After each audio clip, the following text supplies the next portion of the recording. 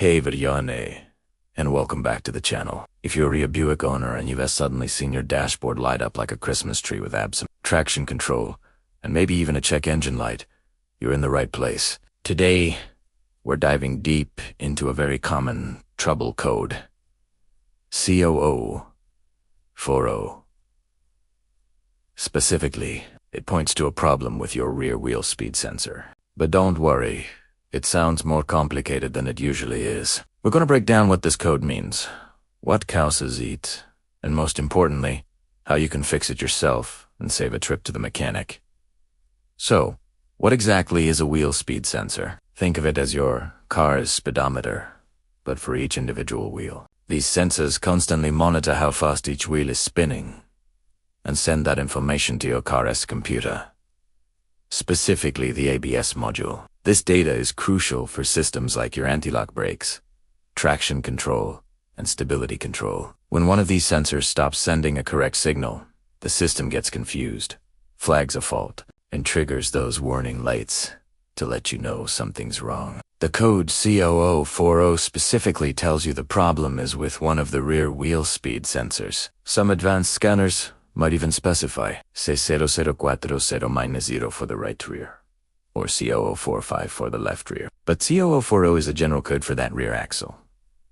Now, what causes this C0040 code to pop up? There are a few usual suspects. The most common cause is simply a bad wheel speed sensor. Over time, these sensors are exposed to water, salt, dirt, and vibrations, and they can just fail internally. Another frequent issue is the wiring harness, or the connector. The wires leading to the sensor can get frayed, corroded, or even chewed through by a rodent. The connector pins can also get corroded or pushed back, leading to a poor connection. Less common, but still possible, is a problem with the magnetic reluctor ring, also known as a tone ring.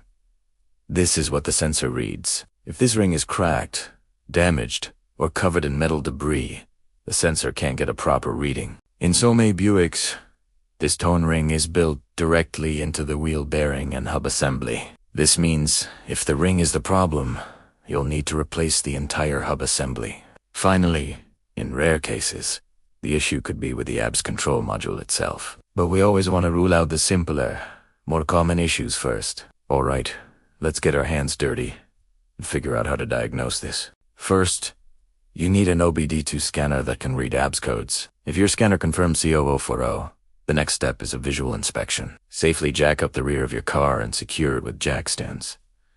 Remove the wheel on the side you suspect is faulty. Look closely at the wheel speed sensor. It's usually a small plastic sensor mounted on the hub or knuckle with a single bolt. Check its wiring. Is it secure? Are there any signs of damage, melting, or corrosion? Follow the wire as far as you can. Wiggle the connector. Sometimes, just unplugging it, cleaning it with some electrical contact cleaner, and plugging it back in can solve the problem. Also, inspect that tone ring if you can see it. Look for any damage or excessive rust buildup. If the visual inspection doesn't reveal anything obvious, it's time to test the sensor. If you have a good multimeter, you can check for resistance or use a scope to look for a signal. But an easier way for most DIers is the simple swap. If your car uses the same sensor on the left and right sides, you can swap them. Clear the codes, take the car for a drive, and reset. If the code moves to the other side, for example, if it changes to C0045 the left side, you've just confirmed that the sensor itself is faulty. If the C0040 code comes back for the same right side, then your problem is likely in the wiring or the hub assembly itself. At that point, I'd want to do a more in-depth check of the wiring for continuity, or look closer at the hub. But honestly, 9 times out of 10,